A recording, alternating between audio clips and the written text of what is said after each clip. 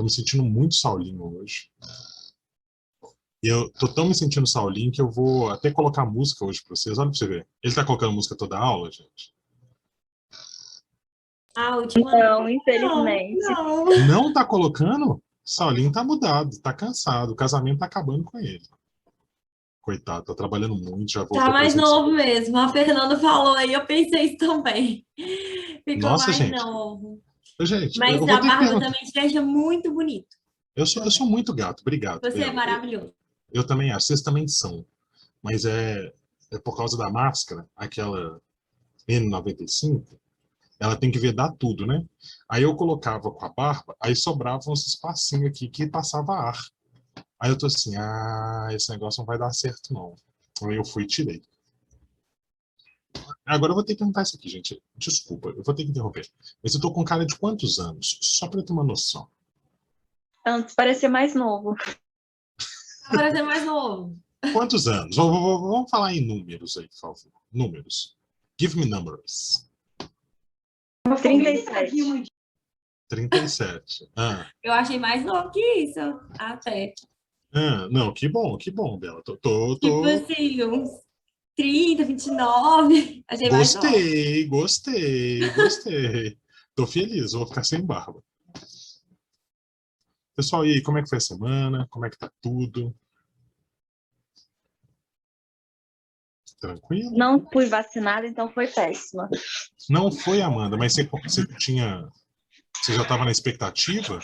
Não, não tava, não. Não, mas não Fiquei me preocupe. iludindo. Você ficou se iludindo? Eu também fiquei. Vai que aparece alguma comorbidade e eu entro na fila. Ô, Fernanda, desculpa. Ô, Amanda, eu não sei se eu fico feliz ou triste você achar uma comorbidade, viu? Sabe assim? Que legal, ela conseguiu. Gente, mas ela conseguiu com comorbidade. Meu coração dá uma apertada, assim. Vou ter que dar uma saidinha. Tudo bem, Fernandinha? Vai lá, querida. Pessoal, hoje eu tenho muitas coisas para trabalhar com vocês. Aí eu trouxe musiquinha. Hoje vai ser uma aula bonitinha, assim, daquelas que você sai feliz e tal, em que vocês podem falar assim: olha, aprendi sobre isso. Hoje a gente vai terminar de falar sobre aquela discussão da União Ibérica. Não sei se vocês lembram. A gente começou ela, aí eu vou retomar ela, porque eu preciso, né, concluir aquele conteúdo, ele é importante. E eu vou falar do negócio, assim, ó. Bom, não sei o que vocês acham, mas eu acho que esse troço vai cair no Enem. Sabe quando você tem aquela sensação que seria uma boa questão para cair no Enem? Qual? Sobre a União Ibérica. Eu vou falar para vocês que tem um negócio que chama. Esse trem que tava separando? Aquele negócio de separar, mas. Brexit. Negócio Eu assim. vou contar para vocês esse negócio. É porque no meio da União Ibérica vai ter uma invasão, etc e tal. Aí, com essa invasão, etc e tal, vai ser formado o Exército Brasileiro.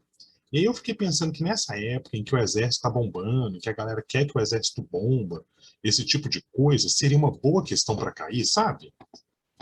Então eu fiquei pensando muito nisso. Então, assim, eu falei assim: olha, seria uma questão que o governo ia ficar feliz, que a galera que gosta do governo ia ficar feliz. Então, não sei, assim, eu vou fazer essa aposta, assim. Fazia muito tempo que eu não apostava numa questão, mas sabe quando você olha para ela e fala assim: gente, a galera ia adorar essa questão no Enem? Tipo assim, ia falar que o exército brasileiro, o nosso vice é um cara do exército, o exército está super em alta aí. Então, não sei, assim. Eu vou apostar nessa questão. Se eu tiver errado, gente, não custa estudar, não. Isso já está no nosso conteúdo. Eu não estou inventando conteúdo só porque eu tive uma visão estranha no meio da noite, não, tá? Ele faz parte mesmo. Só que assim, eu vou apostar nessa questão. Aí a gente vai ver se eu estou certo, se eu estou errado, como que acontece, como que não acontece, tá? Tomara que eu esteja certo, que vocês vão dominar essa questão e arrasar. Bora lá, então?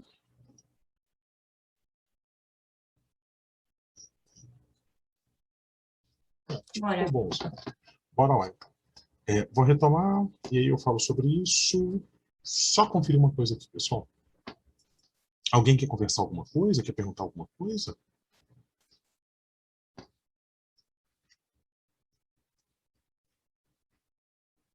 Não? Tá tranquilo? Vocês estão me ouvindo bem, pessoal? O áudio tá bom?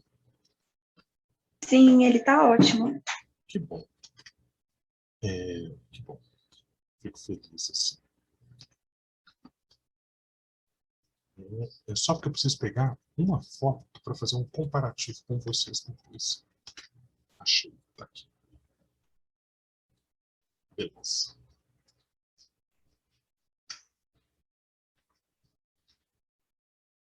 Fernandinha falou que vai sair. Será que ela demora? Bora lá, então. Compartilhando tela com os queridos alunos.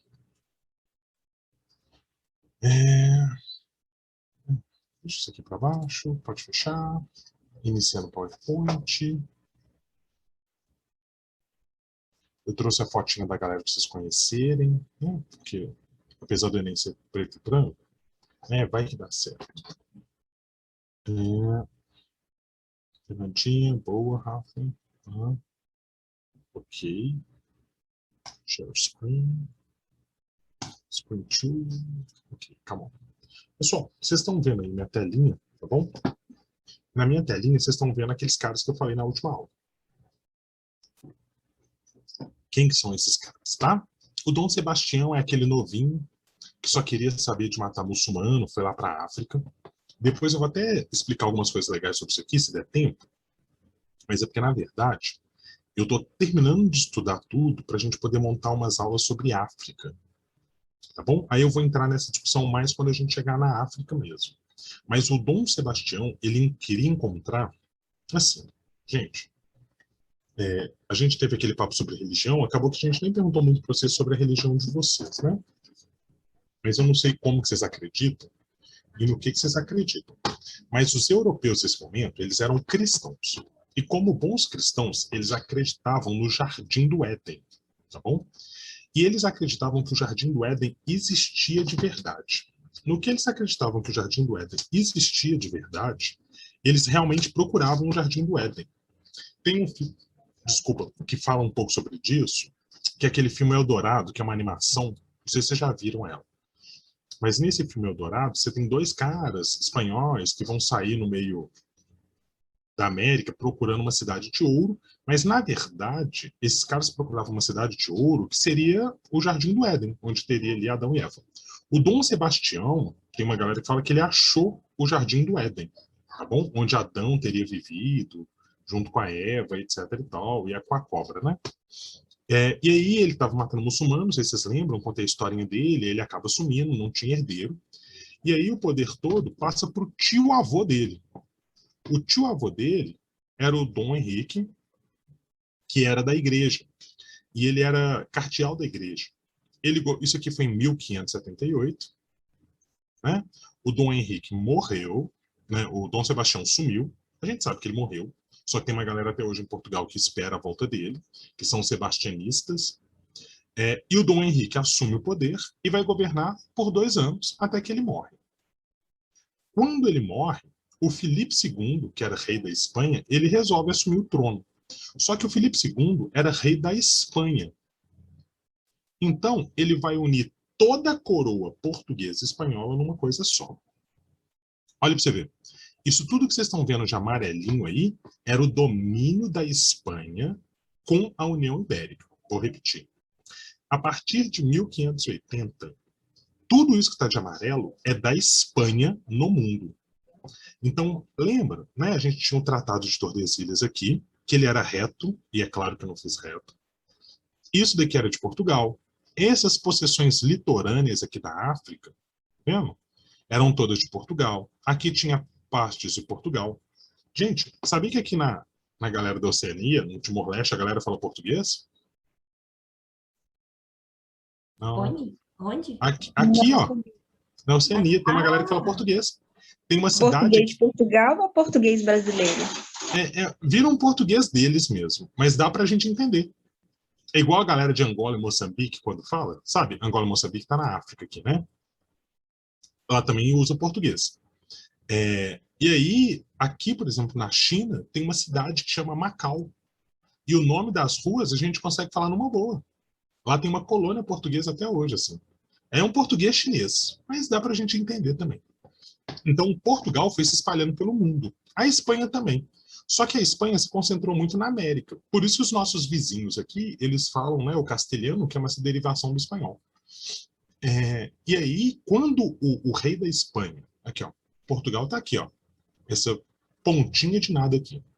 Quando o rei da Espanha, ele assume tudo, isso tudo vira domínio da Espanha. Aqui, Portugal. Desculpa, a Espanha tá onde? Só para eu saber, que eu não A sei Espanha não. está bem aqui do lado, ó, Ah, tá. Tudo tá bem. bom? Olha Tá. para você ver. Eu gosto de fazer assim. Quem foi que perguntou foi a Bela? É porque, assim, realmente, geografia. Não, eu também. Aí eu faço isso aqui, Bela. Ó. Toda vez que eu vou fazer qualquer coisa, eu abro o Google. Não, eu gosto do outro que eu tô lembrando. Google Earth. E aí ele vai abrir aqui e a gente vai ver tudo direitinho. Vou mostrar para vocês.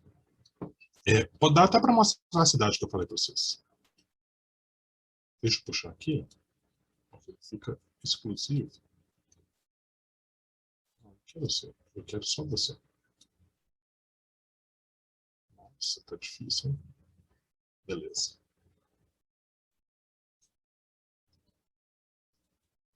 Tá carregando aqui, pessoal, e a gente já vai ver tudo, tá bom? Mas o que eu queria mostrar com isso daqui, pessoal? O quanto que a Espanha fica poderosa. Vocês estão vendo que boa parte do mundo conhecido daquele momento era domínio da Espanha? E aqui vem alguns problemas muito importantes que depois a gente pode discutir. A Marisa que vai discutir isso.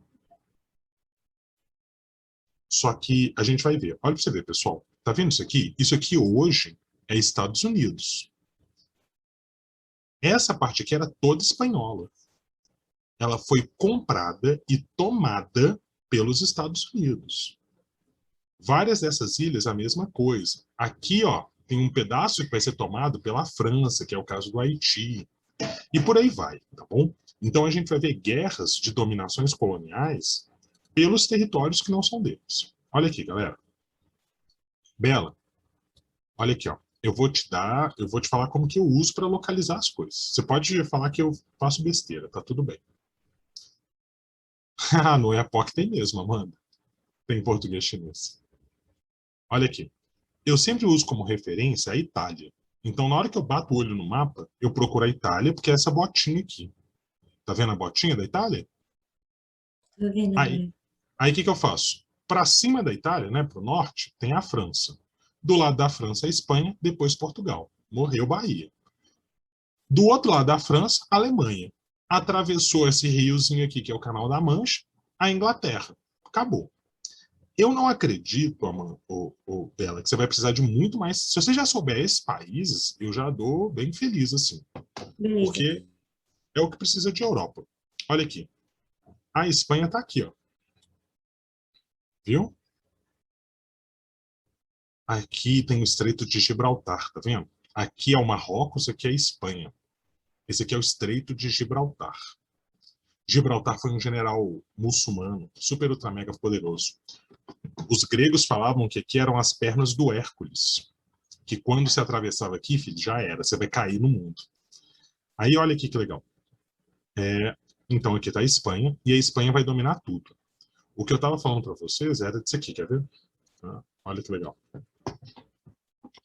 Macau. É uma cidade chinesa. Aqui, ó. Ele vai dar uma viajada lá para Macau. Ó, ó, ó, ó. Chegou. Tá vendo? Vou ver se eu consigo mostrar para vocês o nome das ruas aqui em Macau. Vocês estão vendo, né, gente? Ou eu tô falando besteira? O que significa ela ser autônoma, que apareceu aí? Região Ah, autônoma? é uma região separada. O que fica. Aqui, olha aqui, tá vendo? Olha o nome. Igreja de São Lázaro. Tem coisa mais português que isso? Quer ver? Deixa eu tirar o 3D. Olha que legal, galera. Depois vocês podem dar uma voltinha lá, tá vendo? É uma cidade toda mapeada já em 3D. Viu? A gente não tá conseguindo ver o nome das ruas. Mas tem altas ruas com nomes em português aqui. Ah, não tá aparecendo o nome das ruas. Vamos jogar o bonequinho aqui. Ó, vamos entrar. Viu? Ó, vocês já estão Macau aqui, ó. Rua da Sacada.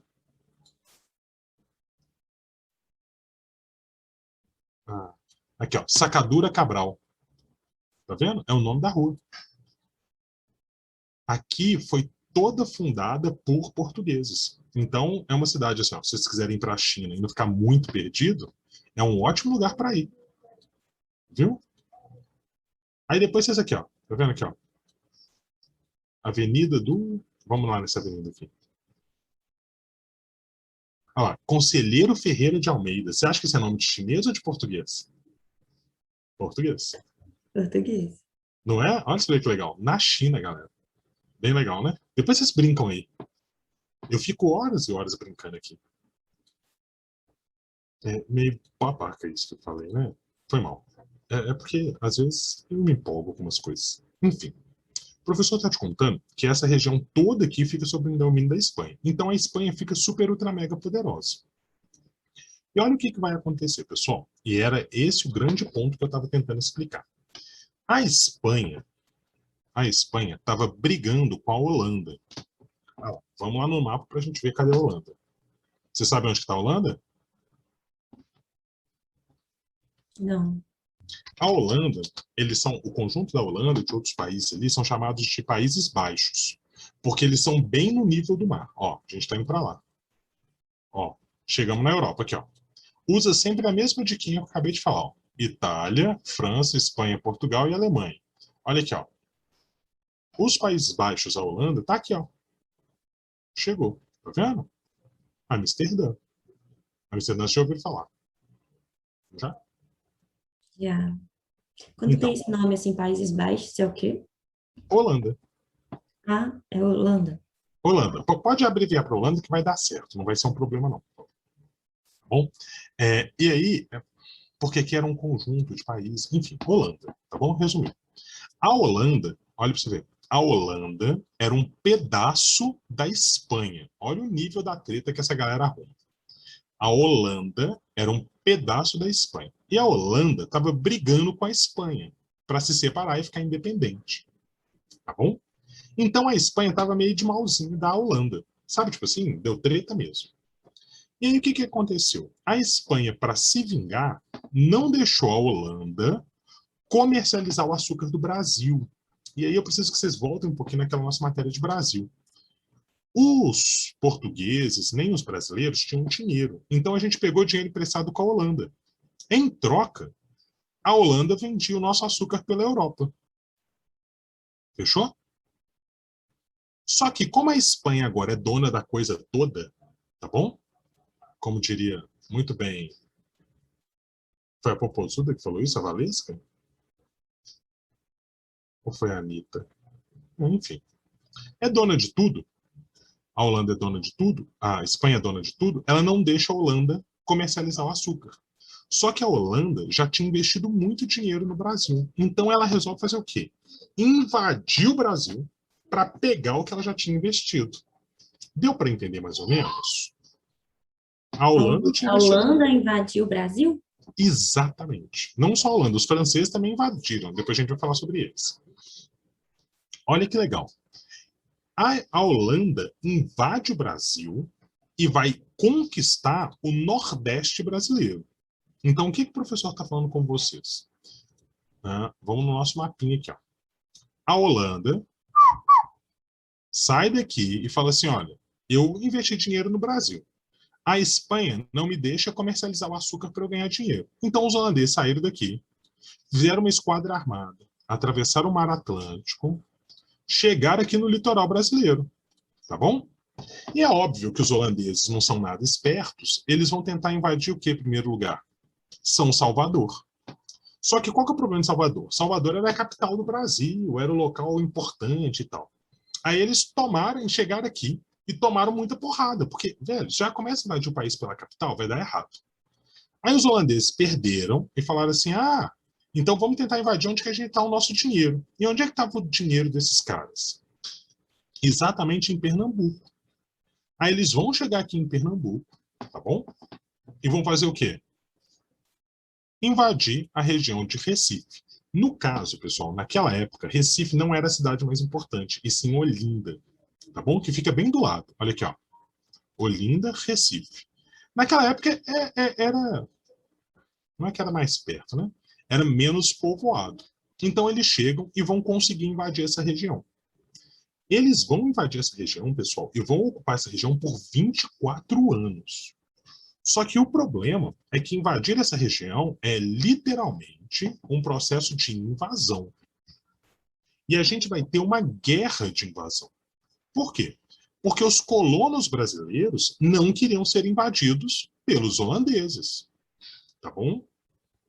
E é aqui que mora o que o professor falou, que ele acha que daria uma boa questão para o Enem, porque o clima de exército está bem exaltado no nosso país de hoje. A galera fala que quem fundou o exército brasileiro foram esses 3 caras aqui. Vocês já viram eles? Não. Não? Nunca vi, não. Eu tinha que deixar isso mais bonitinho, mas, enfim, depois eu vou reorganizar aqui. Mas deixa eu explicar para vocês. Então, os colonos se juntaram para lutar contra os holandeses. E eles juntaram quem? Esse cara aqui, primeiro, é o Henrique Dias, tá bom? Esse segundo aqui é o Felipe Camarão. E esse daqui é o André Vidal. Só que a gente vai precisar falar de muitas coisas aqui agora. Pessoal, vocês estão prestando atenção? Então, né? Por favor, então. Olha para você ver. As pessoas, elas querem colocar uma origem do Brasil como se o Brasil fosse uma mistura de raças. E a galera do exército adora falar dessa mistura de raças. Então eles falam o seguinte, que nessa guerra contra a figura dos holandeses, o Henrique Dias estava liderando o povo negro, o Felipe Camarão, os indígenas, e o André Vidal, os brancos. Como se o exército brasileiro nascesse da união desses 3 grupos, conhecido aqui também como o mito das 3 raças de fundação do Brasil. Eu vou explicar qual que é a ideia e depois a gente zoa e detona ela. A ideia aqui era como se, pelo Brasil, os negros, os indígenas e os brancos se juntassem contra o elemento externo que era o holandês.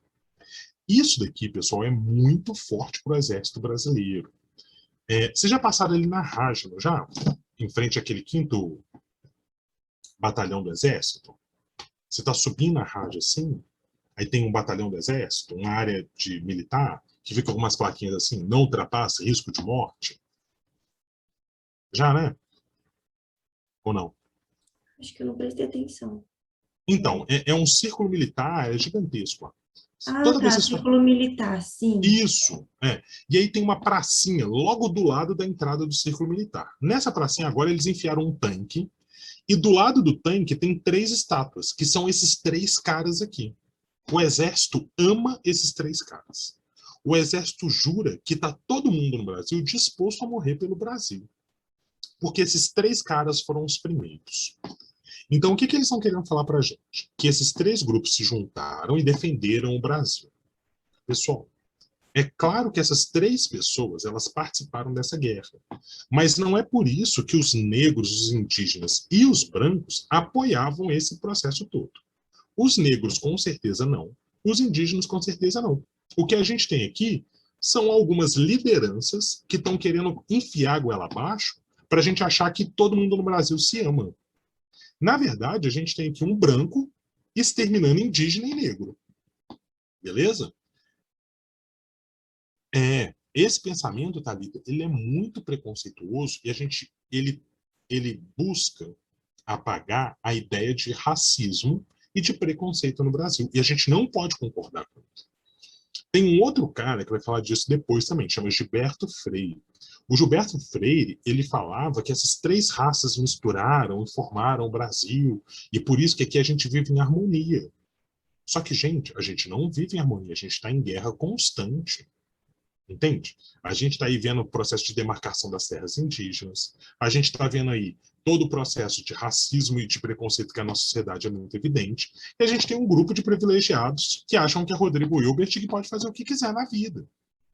Então, essas ideias aqui, de que esses três são os fundadores do Exército, elas vêm dessa ideia de falar que no Brasil não existe racismo, no Brasil os indígenas amam a colonização, os negros amam a escravização, e os brancos estão em paz e amor e harmonia com todos os seguidores do lado dele, que todo mundo aqui é gratiluz, que todo mundo aqui é alecrim dourado. Vocês entendem como que isso está criando uma ideia perigosa na gente? Pegaram a ideia? Sim. Então não caiam nessa conversa fiada, hein? Mas saibam que isso aqui seria uma ótima questão, sabe? Tipo assim, em que momento da história o Exército Brasileiro uniu as três grupos de populações Isso brasileiras? foi qual data, mais ou menos? Isso daqui é em 1635. A guerra deles vai de 1630 a 1635. Acho que eu escrevi aqui. Aqui, tá aqui. Ah, tá bom. Começa em 1630 e a guerra os holandeses vencem em 1635. Agora, tomar cuidado com um cara muito legal. Muito legal porque é legal da gente estudar, que é o Calabar. Quem que foi o Calabar, galera? O Calabar é um X9 que a gente não sabe se é X9. Olha que legal a história dele. O Calabar, ele era brasileiro, lutava do lado dos brasileiros, pá, etc e tal. Beleza? Tava lá sussa, tranquilo, lutando, sabia ali dos planos todos e fechou. Em determinado momento, o Calabar mudou de lado. Você acredita? O Calabar traíra, veio para o lado dos holandeses e contou para os holandeses todos os planos e estratégias dos brasileiros, dos colonos. E aí, é óbvio, né, galera? O cara é X9, os holandeses tiveram uma hora que eles foram cercados, etc e tal, e o Calabar, e aí os brasileiros, eles estavam tão possessos com o Calabar, que os caras viraram e falaram assim, velho, a gente nem quer ganhar de vocês mais, a gente só quer matar o Calabar. E aí os holandeses acharam que para acabar com a guerra era uma coisa boa, eles entregaram o Calabar morto para os brasileiros e tal, e os holandeses acabam vencendo a guerra. Até aí, informação ok sobre o X9? Calabar é o nosso primeiro Judas, tá bom? Da história do Brasil. Assim, como a gente não tem da história indígena muita coisa documentada, o Calabar deve ser o primeiro. É o primeiro cara que mudou de time, assim, né? O vira-folha da nossa história. O Calabar, ele foi fundamental porque ele ajudou os holandeses a vencerem a guerra, etc e tal, vencer a guerra, porque ele entregou vários dos planos brasileiros. Até aí alguma dúvida, pessoal, sobre o Calabar ser um Judas, traíra?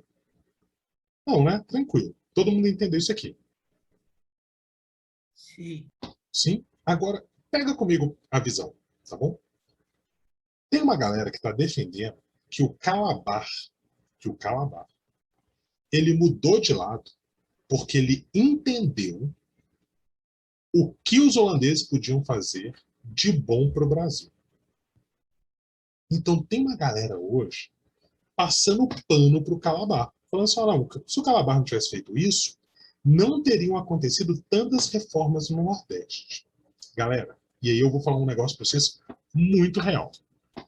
Os holandeses, eles deram um tapa bom lá naquela região de Recife e Olinda.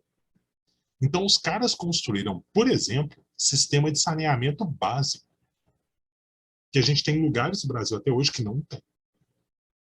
Os caras, eles fizeram um plano de reforma da cidade que deixou a cidade, ó, linda. Isso é uma Esses, cidade? Desculpa, eu acho que não entendi a cidade. a cidade ficou linda. Ah, mas qual cidade? Olinda e Recife. Ah, Essas duas Olinda. regiões. Eles construíram biblioteca, eles reformaram as ruas, eles criaram uma rua só de comércio, eles permitiram com que existissem, por exemplo, dentro da cidade de Olinda, de Recife, desculpa, Recife, judeus. Como os portugueses eram muito católicos e os espanhóis também, eles não deixavam nenhuma outra religião sem ser católica. Os holandeses foram o primeiro grupo de pessoas que falaram assim, não, qualquer religião tá de boa, pode vir para cá. E aí, galera, tem uma dúvida muito grande pairando no ar. Vocês acham que o Calabar, ele traiu porque ele era sacana ou porque ele realmente sacou que os holandeses podiam trazer mais benefícios para o Brasil?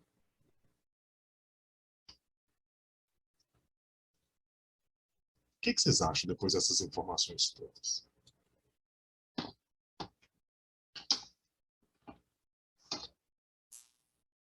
Tipo assim, deixa eu ver se eu entendi. Ele era do Exército Brasileiro e Isso, aí ele resolveu favorecer os holandeses. isso. Tipo assim, e aí os holandeses tipo, ganharam esse quando começaram a fazer a cidade crescer? Eles ganharam o Exatamente. combate, foi isso? Eles ganharam o combate, Bela, e logo depois, o que, que eles fizeram? Eles conseguiram reformar a cidade e a cidade ficou topzera. Tem uma galera que fala que o Calabar já sabia que isso ia acontecer, por isso que o Calabar mudou de lado. O que, que vocês acham? Isso é um negócio que está meio oculto aí, ó. É difícil saber, né? O que Difícil que saber. passou na cabeça dele. Mas às vezes ele já imaginava que os outros iam ganhar. E aí ele já quis ficar do lado de quem vez. É, mas ele foi fundamental para a vitória, assim. Então, ele é um X9, que assim, tá, gente? Você bem, bem pontual.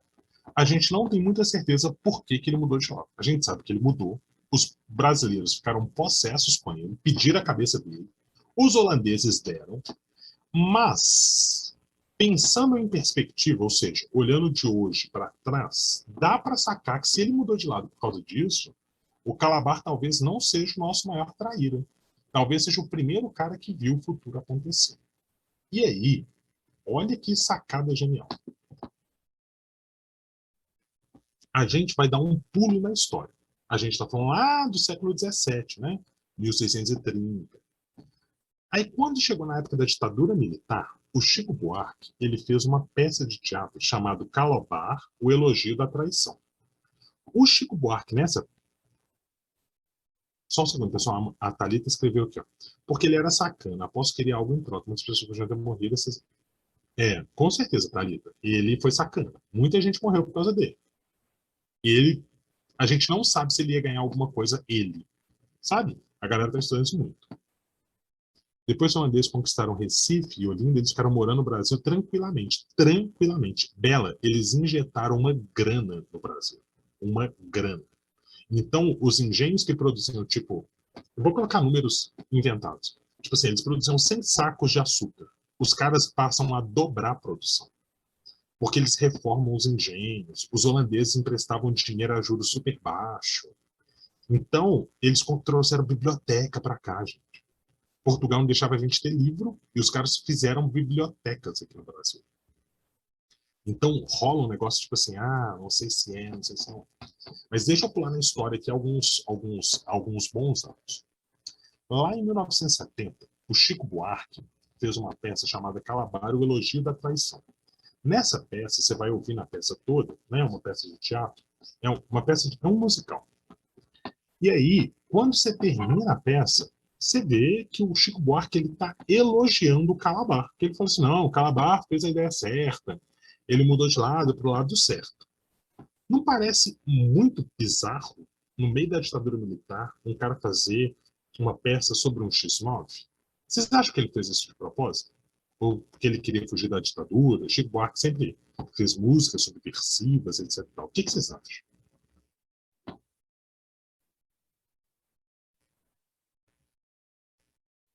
Nada? Vou contar para vocês então, já que ninguém acha nada.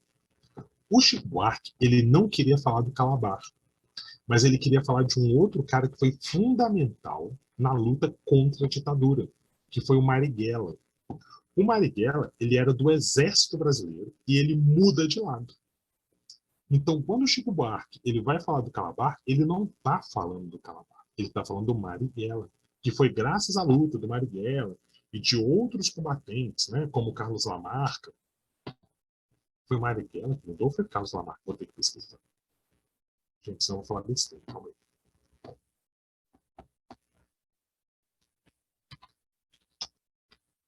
Lamarca. É o Carlos Lamarca. Bom, desculpa. O Carlos Lamarca, ele era um soldado, tá? Desculpa, o Marighella é outro, ele fez guerrilha. Depois eu confiro a isso. Eu vou conferir, tem que estudar essa parte. É, é o Carlos Lamarca. O Carlos Lamarca, ele era do exército, e ele muda de lado, e ele vai ajudar na luta contra a ditadura. E o Carlos Lamarck ele foi fundamental nessa luta contra a ditadura, e o Chico Buarque queria falar bem do Carlos Lamarck, e por isso que ele fez toda essa peça. E aí, qual que é a grande questão? O Chico Buarque, nessa peça, ele compara os holandeses com a figura do regime militar e coloca a luta dos brasileiros como se fosse a luta contra a ditadura. E coloca o Calabar como se fosse o Carlos Lamarck, esse cara que muda de lado. E graças a essa mudança de lado, a gente vai ter que dar um jeito de ganhar. Então, eu vou passar um pedacinho da música para vocês conhecerem. Essa daqui é Fado Tropical. Existem outras músicas, tá bom, gente? Eu não vou passar todas, depois vocês podem dar uma olhada assim. Mas é maravilhosa essa peça. Um ano de fracassos consecutivos. Perdi Cabedelo, Reis Magos, Igaraçu, Itamaracá, a Paraíba, meu Arraial do Bom Jesus. Me chutaram a bunda em Nazaré. Estou sendo enxutado para a Bahia, onde vou ser recambiado para a metrópole. Vocês estão ouvindo? Onde me fazem uma devassa. Sim. Sim. E para me substituir, vou mandar um espanhol, como se não bastasse. Agora ele está falando da União Ibérica. Ó. Tudo começou com aquele desertor. E pensar que um mulato pernóstico mudou o curso da história. Dizer que quase implorei que voltasse aos nossos fileiros. Essa é uma das montagens mais antigas da peça. Viu? Por isso que eu estou usando ela.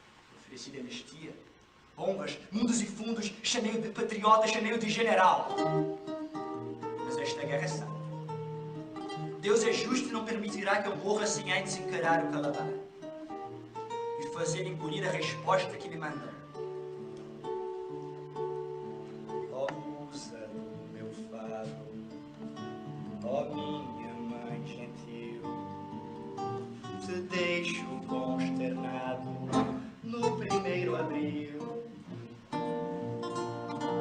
Mas não ser tão ingrata, não esquece quem te amou, e em tua densa mata se perdeu e se encontrou. Olha agora.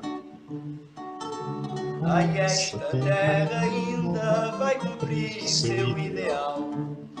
Ouve. Ainda vai tornar-se um imenso Portugal. Pessoal, nesse momento da ditadura militar, Portugal era uma ditadura fascista. Então, esse cara aí, que está sendo, né, chamado de Exército Brasileiro, etc e tal, esse cara, ele está falando assim, olha, o Brasil vai virar um grande Portugal. Por quê? Porque a gente está construindo aqui uma ditadura fascista, igual foi a do Hitler. Sacaram que aqui tem uma série de sutilezas? Quando a gente chegar no regime militar, a gente vai retomar algumas delas. Mas percebam, pessoal, esse tema do passado do Brasil, ele vai ser sempre utilizado para se justificar sobre alguma coisa. Pessoal, não vou passar o resto não, porque eu acho que vocês vão dormir. Porque aqui vai ser esse dan dan dan dan pro resto da música, tá bom? Fechou? Fechou, professor. Beleza. Vocês ficaram com soninho, né? E o sotaque do cara, não é sotaque, tá? É um ator fingindo o sotaque português. Então, o Calabar, ele vai ser utilizado nesse momento, nessa peça do Chico, para se referir ao Lamarck. Isso é legal.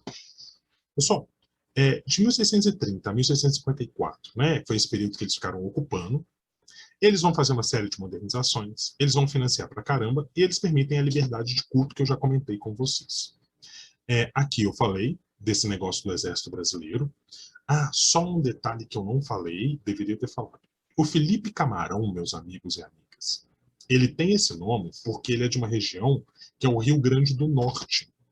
E as tribos indígenas do Rio Grande do Norte são chamadas de potiguares. Potiguar, em tupi, significa comedor de camarão, porque eram tribos que tinham o costume de comer camarão.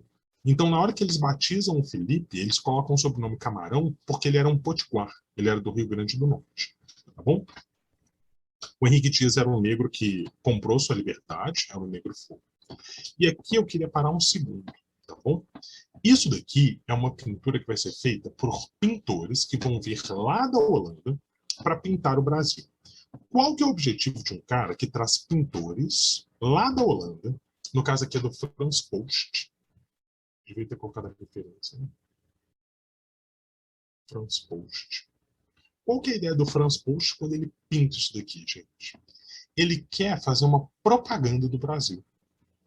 Durante muito tempo, pessoal, e eu vou mostrar isso um pouco na invasão dos franceses, o Brasil era visto como um lugar medonho, assustador. E o que vai acontecer? O Franz Post, quando ele vem para cá, ele vem para pintar um Brasil que era um Brasil de boaça. Por quê? Para que as pessoas na Europa tivessem uma noção de que o Brasil é um lugar de boaça. O Brasil não é um lugar de seres mágicos e assustadores, ou indígenas canibais, ou de criaturas fantásticas e mágicas, ou um lugar que esconde cidades de ouro, etc. É uma região em construção.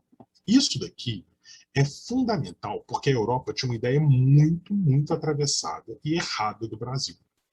Com essas pinturas promovidas pelos holandeses, a galera começa a entender que, principalmente o litoral brasileiro, era um lugar mais de boa, que dava para viver, que era um lugar assim... Vocês estão vendo alguma coisa assustadora aqui? Não, né? Você tem aqui um escravo. Sim, a escravidão é assustadora, mas para aquele pessoal daquela época eles achavam super normal. E eu tenho as cidades de Recife e a cidade de Olinda. Vocês podem ver aqui, né? Aqui, Recife e Olinda. As duas cidades ali, paradas, e aí você está ali navegando. Nada de assustador. E isso vai contribuir para positivar a imagem do Brasil lá fora, o que é uma coisa razoável. Só que o que vai acontecer, queridos amigas e amigos? O nosso querido, o cara que foi o grande promotor disso tudo, foi um cara chamado Maurício de Nassau, tá bom? E aí, estava tudo indo muito bem, só que a União Ibérica acabou. Então, Portugal retomou o poder dela mesma, né? Ela deixou de ficar unida com a Espanha e eles se separaram. Quando Portugal se separou, e ela falou assim, velho, os caras estão lá invadindo. Só que os holandeses eram super ultra mega parceiros dos portugueses. Então, os holandeses vieram falar assim, velho, então, a gente está aqui, a gente invadiu aí o território e tal, e aí os portugueses ficaram meio sem jeito de como falar. E aí falaram assim, ó, então, velho, sai aí quando der e tal. E aí, o pessoal da Holanda começou a forçar a saída dos holandeses para cá. A Holanda, ela tinha feito uma empresa para cuidar do Brasil, que se chamava, vou escrever aqui para vocês, Companhia das Índias Ocidentais.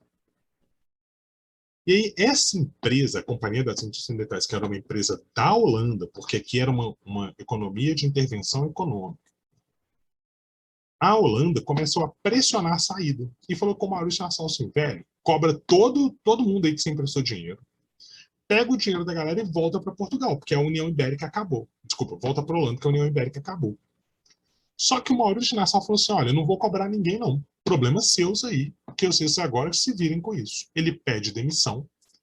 E aí, os holandeses chegam aqui, né, lá em Pernambuco, e falam assim, galera, ó, todo mundo está com dinheiro atrasado, pagar tudo agora e rapidão. E aí os brasileiros falam assim, velho, não temos condição não. E aí os holandeses falam assim, vai ter que pagar, então a gente vai tomar os engenhos de vocês. Nessa hora, irmão, os brasileiros ficaram possessos, começaram a chutar o holandês para tudo enquanto é lado. E começou o segundo round da batalha de colonos contra holandeses. Isso daqui vai começar numa batalha de 1649. Ele era o holandês responsável pelo Brasil. Isso mesmo, Bela. Maurício Nassau. Ele era o cara que meio que administrava o Brasil pela Holanda, aqui no Brasil. Em 1649, começou uma grande batalha, que é conhecida como a primeira grande batalha do Brasil, que é chamada Batalha de Guararapes. É uma guerra extremamente sangrenta, né? Morre gente para chuchu e tal. E essa batalha, a gente começou, nós brasileiros, começamos a expulsar os holandeses do nosso território. E aí, em vez de ter uma saída pacífica, foi uma saída na guerra, porque os holandeses queriam cobrar tudo na tora. A gente vai gastar aí 5 anos para expulsar eles. A gente expulsa os holandeses do Brasil. Vitória nossa. Viu? Para quem nunca falou que a gente nunca venceu guerra. Qual que é o problema? Os holandeses pegaram tudo que eles aprenderam para a produção de açúcar e trouxeram para cá, para essa região da América Central. Principalmente, pessoal, essa região dessas pequenas ilhas, etc. e tal. E o que vocês estão vendo de verde aqui é o que a gente vai chamar de Antilhas. É um conjunto de ilhas aqui na América Central. E o que os holandeses fizeram? Eles começaram a eles mesmos a produzir um açúcar. Porque eles aprenderam como produzir açúcar aqui no Brasil. E aí, o que eles vão fazer com o açúcar antilhano, ou açúcar holandês? Começar a concorrer com o açúcar brasileiro. O que vai acontecer com o preço? Vai cair. O que vai acontecer com os grandes produtores de açúcar do Brasil? Entram em crise econômica. Bem-vindos. Desculpa, eu não entendi Antilhas e açúcar. Então vamos lá. Os holandeses foram expulsos do Brasil. A gente deu um pé na Entendi que bunda a gente deles. ganhou. Isso, a gente ganhou, finalmente, né? Uma coisa na vida. 7-1, não. Aí aqui, a gente ganhou dos holandeses, expulsamos eles. Aí os holandeses pegaram todo o conhecimento que eles tiveram aqui no Brasil, trouxeram aqui para a região da América Central e começaram a produzir açúcar. Ah, tá, entendi. E aí eles fizeram concorrência com o nosso açúcar. Com essa concorrência, o preço do açúcar foi lá embaixo. E aí o Brasil entrou em quê? Em crise econômica, mais uma crise para a nossa história. E aí a gente vai ver que a solução para essa crise vai ser o ouro, que vai entrar em crise daqui a pouco também. Deu para pegar as ideias? Não? Agora eu entendi. Beleza? Alguma dúvida, meus amigos e amigas? Hoje a aula teve muita coisa, hein? Foi mal. A gente falou de ditadura, a gente falou de Chico Buarque, a gente falou de Calabar, a gente falou de açúcar, a gente falou de invasão holandesa, a gente falou de imagem do Brasil lá fora. Foi muita coisa. Dúvidas aí? Tem certeza?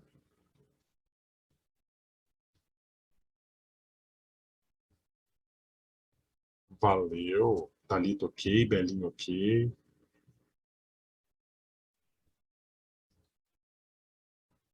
Tranquilo? Então tá, meus amigos. Era isso que eu tinha para falar assim. Hoje era só isso tudo. Tá bom? Um beijo, um queijo, um cheiro. Fiquem bem, fiquem com saúde. Muito obrigada, boa noite. Boa noite, viu? Tudo de bom para vocês. A gente se encontra na próxima sexta, nesse mesmo bate-horário, bate-canal, com essa mesma bate-galera. Gente, o número da galera diminuiu mesmo ou sou eu na sexta-feira? É na sexta-feira. Ah, Mas nem obrigado. todas as aulas têm 20 alunos. Tem umas que tem 9, tem umas que tem 15, depende da matéria. Entendi. Chegando para quinta para sexta, o número diminui bastante, ainda mais nos últimos horários. Ou então, vamos fazer o seguinte, fala para a galera aí, se vocês forem encontrando, que na próxima aula eu vou dar aula de sunga. Você vai ver, você vai notar. Tá bom. Acho que vai dar um chocolate para quem vier na aula, que aí vem mesmo. Chocolate? Ô Gui, o negócio é comida? Achei que era eu. Ah, tá bom. Eu vou pensar no chocolate. Quando que eu vou entregar chocolate para vocês? Já pensou? Vou Professor, pensar. vou fazer os exercícios então lá do Drive, porque acabou que eu peguei suas aulas depois, eu fiz só um lá, se tiver dúvida eu posso te mandar mensagem? Claro, manda tudo, querida. Manda mensagem, manda recebidos, manda rap, manda iFood. Eu recebo tudo, tá bom? Sinal de fumaça. Então tá, pessoal. Beijo para vocês, muito obrigado. Boa noite, Rafa. Boa noite, vamos tomar uma Boa aguinha. noite. Jantar. Boa noite, Márcia. Obrigadão, querido. Boa noite. Boa noite. Boa noite, Érica. Ai, ai. Vamos nessa? Eu vou dar aqui. Vou colocar para sair. Beijos, pessoal.